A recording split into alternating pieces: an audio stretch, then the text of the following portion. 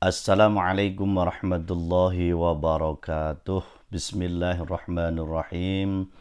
Alhamdulillahi rabbil alamin. Wassalatu wassalamu ala asyrafil anbiya'i wal mursalin. Sayyidina wa maulana Muhammadin wa ala alihi wa ashabihi ajma'in. Qala rabbi syrah li sadri wa yassir li amri wahlul 'uqdatam min lisani yafqahu qawli amma ba'du. Anu sekalian, siswa-siswi kelas 7, 8, dan kelas 9 dari siswa SMP Islam Mambalulum Kebomas Gresik yang kami banggakan. Mudah-mudahan kali ini kalian semua dalam keadaan sihah wal afiyah, dalam lindungan Allah Subhanahu wa taala, dan mudah-mudahan keluarga kita semua selalu dijaga oleh Allah Subhanahu wa taala dan dihindarkan dari segala musibah, bahaya, dan cobaan dari Allah Subhanahu wa taala. Amin amin ya rabbal alamin. Berjumpa kembali dengan Pak Najib dalam rangka kegiatan pendidikan karakter keagamaan pada hari Sabtu, dan mudah-mudahan kita semua pada pertemuan kali ini selalu dalam ridha Allah Subhanahu wa taala dan dimudahkan segala urusan kita dan juga keluarga kita, terkhusus keluarga besar SMP Islam Mambaul Ulum. Amin amin ya rabbal alamin. Anakku sekalian, selamat pagi, sobahal khair. Itu artinya adalah selamat pagi. Allahumma ja'al hadas sobaha khairan lana. Ya Allah, jadikanlah pagi ini adalah kebaikan bagi kami. Pagi yang cerah, pagi yang bahagia, pagi yang semangat. Mamlu'an bil ajri, yang penuh dengan pahala, yang penuh dengan suatu yang diberikan oleh Allah Subhanahu wa taala sebagai imbalan dan balasan amal ibadah kita ke hadapan Allah Subhanahu wa taala. Mas'uban bil afiyah, penuh dengan kesehatan, ya, dan segala sesuatunya yang berupa nikmat Allah Subhanahu wa taala. Makhtuman bil maghfirah, dan nantinya diakhiri dengan ampunan dari Allah Subhanahu wa taala. Amin amin ya rabbal alamin. Anak sekalian, pada pagi hari ini Pak Najib perlu menyampaikan sesuatu hal yang berkaitan dengan kehidupan kita, dalam kehidupan di masyarakat, kehidupan sosial, kehidupan dalam lingkungan kita di mana kita hidup, baik itu dalam hidup di perkotaan, di pedesaan, ataupun dalam suatu kampung dan perumahan. Tentunya kita dalam hidup ini penuh dengan masalah, penuh dengan problem, penuh dengan segala sesuatu yang memang tidak bisa kita hindari, yang memang diberikan oleh Allah Subhanahu wa taala, karena nas dari Allah Subhanahu wa taala manusia diciptakan yaitu penuh dengan permasalahan. Namun anak-anakku sekalian, perlu kita ketahui bahwa sesungguhnya masalah yang dihadapkan oleh Allah Subhanahu wa taala kepada kita adalah sesuai dengan kemampuan kita. Untuk itu anak-anakku sekalian, perlu diingat bahwa apa yang dipesankan oleh Allah Subhanahu wa taala dalam Al-Qur'anul Karim pada surat Al-Baqarah ayat 45. A'udzu billahi minasyaitonir rajim. Bismillahirrahmanirrahim. Wasta'inu bis-sabri was-shalah wa innaha lakabiratun illa 'alal khashi'in. Yang artinya anak sekalian, dan mohonlah pertolongan kepada Allah dengan sabar dan salat. Dan salat itu sungguh berat kecuali bagi orang-orang yang khusyuk. Anakku sekalian, ada dua cara untuk memohon pertolongan kepada Allah Subhanahu wa taala yang diajarkan oleh Allah Subhanahu wa taala dalam rangka mencari solusi, memberikan jalan keluar masalah-masalah problematika yang kita hadapi dalam kehidupan kita, yaitu dengan as-sabru, sabar, was-salatu, dan salat. Sungguh salat ini memang berat kecuali orang-orang yang khusyuk. Catatannya adalah salat dengan khusyuk.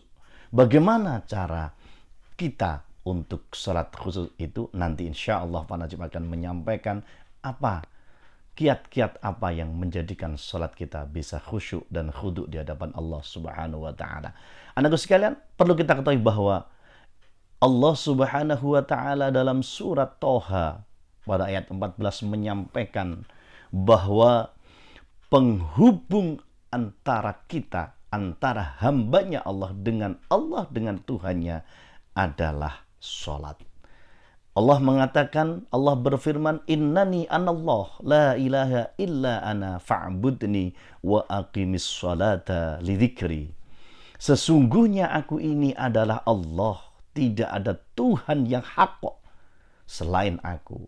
Maka sembahlah aku dan dirikanlah sholat untuk mengingat aku. Quran surat Toha ayat 14. Nah sekalian, salah satu cara yang diberikan oleh Allah Subhanahu wa taala, diingatkan oleh Allah Subhanahu wa taala, hanya Allah yang hak, yang berhak disembah, dan lakukanlah itu dengan sholat untuk mengingat aku. Sesungguhnya adalah komunikasi antara kita, antara hamba Allah dengan Tuhannya, dengan Allah, yaitu melalui sholat. Maka sholat inilah salah satu cara yang mujarab untuk menyampaikan problematika kehidupan kita kepada Allah Subhanahu wa taala. Anakku sekalian, kita lanjutkan bagaimana salat khusyuk itu, apa yang dinamakan khusyuk itu. Khusyuk menurut bahasa berarti adalah tawadhu, tunduk, hening, takut, tenang dan merendahkan diri. Khusyuk dalam salat adalah sebuah ketundukan hati dalam zikir dan konsentrasi hati untuk taat kepada Allah Subhanahu wa taala. Maka ia menentukan nataij, hasil-hasilnya itu adalah di luar salat. Firman Allah Subhanahu wa taala dalam surat Al-Mu'minun, A'udzu billahi minasyaitonir rajim. Bismillahirrahmanirrahim. Qad aflahal mu'minuna alladzina hum fi salatihim khashi'un. Sungguh beruntung orang-orang yang beriman, yaitu orang-orang yang dalam salatnya khusyuk. Quran surat Al-Mu'minun ayat 1-3. Dari inilah isi kandungan ayat ini adalah yang dikatakan, digolongkan orang-orang yang beruntung di hadapan Allah Subhanahu wa taala, yaitu orang yang beriman, yang melakukan sholat, dan dalam sholatnya mereka semua adalah bisa khusyuk, tawadhu, tunduk, hening, takut, tenang, dan merendahkan diri di hadapan Allah Subhanahu wa taala dan meresapi apa yang dibaca dalam sholat dan dimohonkan kepada Allah Subhanahu wa taala. Anakku sekalian, itulah kalimat yang mudah kita hafal, namun sangat-sangat berat dan sangat sulit untuk mempraktekkannya dalam sholat kita. Dan mudah-mudahan sholat kita bisa khusyuk dan diterima oleh Allah Subhanahu wa taala, dan kita digolongkan orang-orang yang beruntung. Amin amin ya rabbal alamin. Anak sekalian, mari kita bahas kiat-kiat sholat yang khusyuk. Yang pertama adalah melakukan persiapan. Sholat tanpa persiapan nonsen, tidak ada hasilnya. Harus ada persiapan, semuanya disiapkan, baik pakaian, tempat, semuanya, karena kita akan menghadap kepada Allah Subhanahu wa taala. Mengikhlaskan amal karena Allah taala. Sholat kita hanya karena Allah, lillahi ta'ala, bukan karena siapapun, bukan karena tetangga, bukan karena orang tua, bukan karena saudara, dan bukan karena siapapun, tapi karena Allah Subhanahu wa taala. Ikhlas semua apa yang kita lakukan, apa yang kita lakukan berupa salat itu hanyalah karena Allah Subhanahu wa taala. Memahami dan merenungkan setiap bacaan-bacaan salat. Kepingin khusyuk, apa yang kita baca dengan tartil, kita baca dengan sebaik-baiknya, dan kita angan-angan makna dan arti apa yang terkandung dalam bacaan itu. Ini kiat untuk menuju salat khusyuk. Membaca setiap bacaan, zikir dalam salat dengan baik dan benar, disertai makhraj huruf dan tajwid yang tepat. Diusahakan apa yang kita baca dalam salat dengan tartil, dengan baik, dengan tenang, tidak tergesa-gesa, tidak keburu waktu. Kalau orang Jawa mengatakan ojo sholat koyok gedang rubuh. Anakku sekalian, tumak ninah, tenang dalam setiap gerakan. setiap perpindahan dari satu gerakan ke gerakan yang lain disertai dengan tumakninah. Allahu Akbar. Ada jeda biqadri subhanallah. Ada jeda sedikit, itulah namanya tumakninah. Setelah waladhdallin, amin, bismillahirrahmanirrahim, semuanya dibaca dengan tenang. Mengingat kematian dalam sholat. Ketika kita dalam sholat, butuh dengan Allah, merendahkan diri Allah, dan nantinya kita akan mati. Karena apa yang kita lakukan adalah untuk persiapan menuju akhirat, bekal untuk setelah kematian itu. Menghadirkan hati dalam sholat, kita hadirkan hati kita dalam sholat kita. Kita hilangkan, kita tinggalkan urusan yang lain. Kita konsentrasi menghadap kepada Allah Subhanahu wa ta'ala. Kita hadirkan hati kita di hadapan Allah Subhanahu wa ta'ala. Adanya pemusatan pikiran, konsentrasi.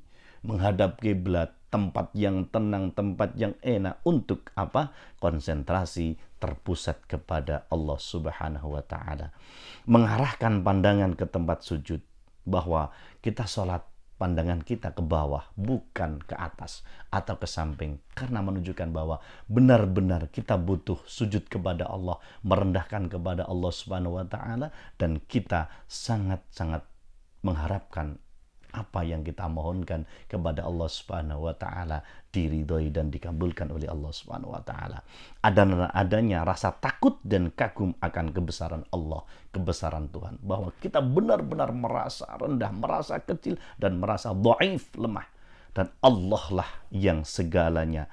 Keagungan Allah, kebesaran Allah hanyalah Allah. Maka banyak di dalam perpindahan satu ke gerakan yang lain dengan kalimat Allahu Akbar, Allah Maha Besar.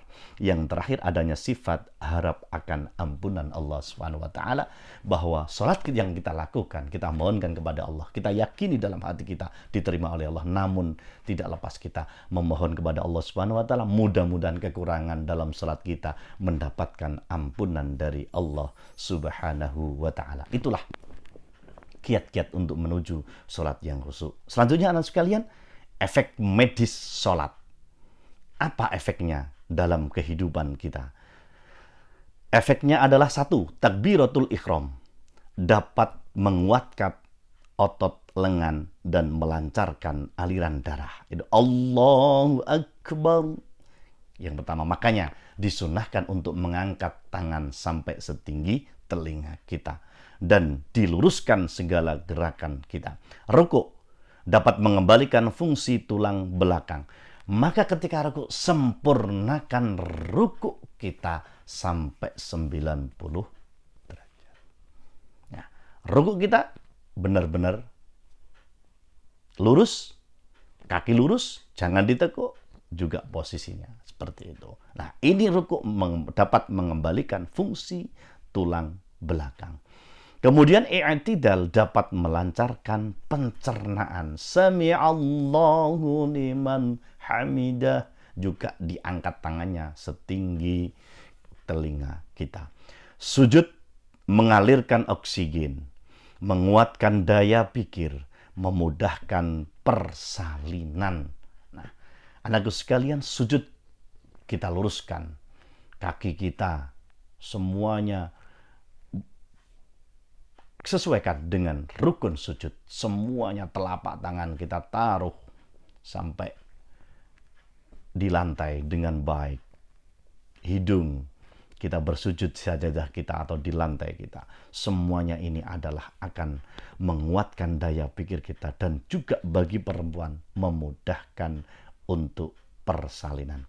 Duduk di antara dua sujud dapat menghindari kelumpuhan dan mencegah impotensi. Maka duduk yang baik, sempurnakan dalam sholat. Duduk kalian ini akan menghindarkan kita dari kelumpuhan dan mencegah impotensi. Yang terakhir, salam merupakan relaksasi otot leher dan mengencangkan kulit wajah. Kita menyapa Assalamualaikum warahmatullahi ke kanan, menoleh ke kanan. Ini hasilnya adalah relaksasi otot leher dan mengencangkan juga kulit wajah. Maka kalau dilihat dari efek medis dari hasilnya sholat luar biasa.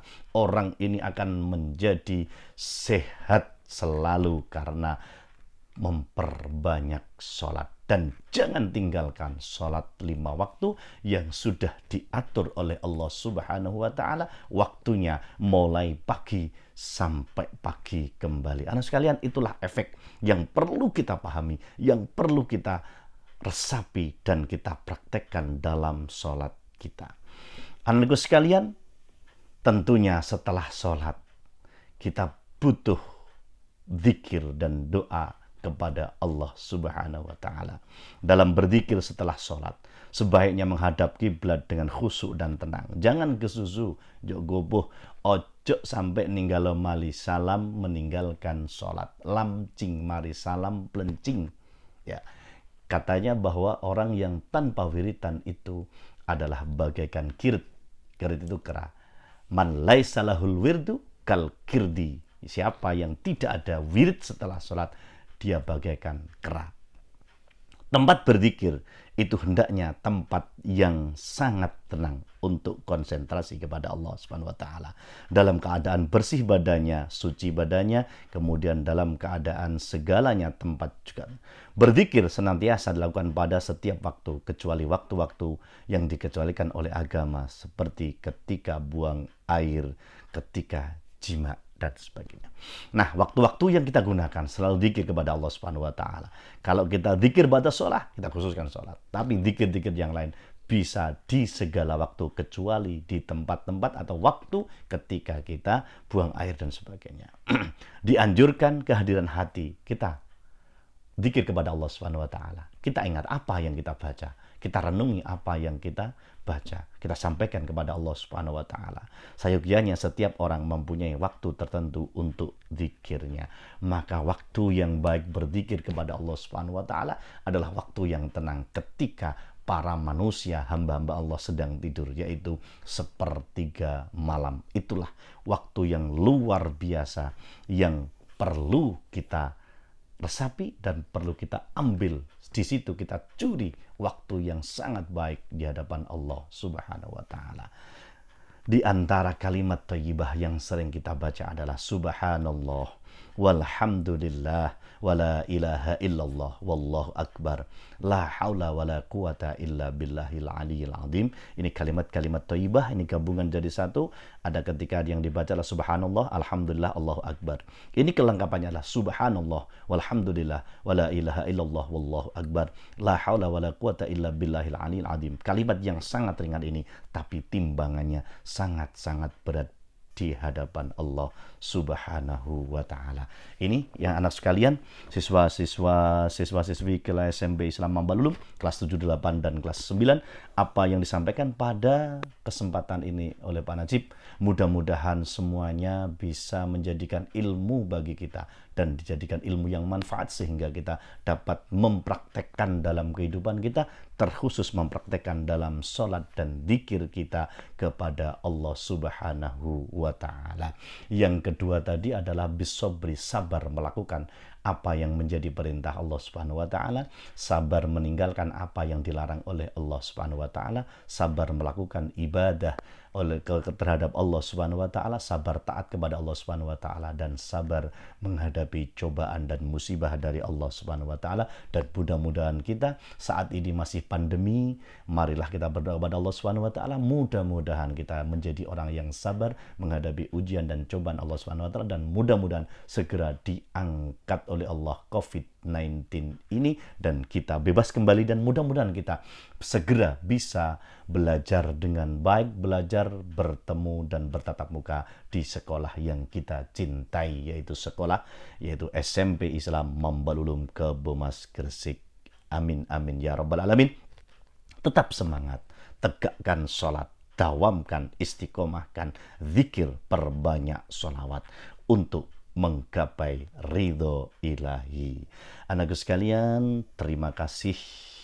Alhamdulillahirabbil alamin. Pertemuan kali ini mudah-mudahan apa yang kita bahas, apa yang kita sampaikan pada kali ini ada manfaat dan gunanya bagi kehidupan kita. Amin amin ya rabbal alamin. Terima kasih dan permohonan maaf.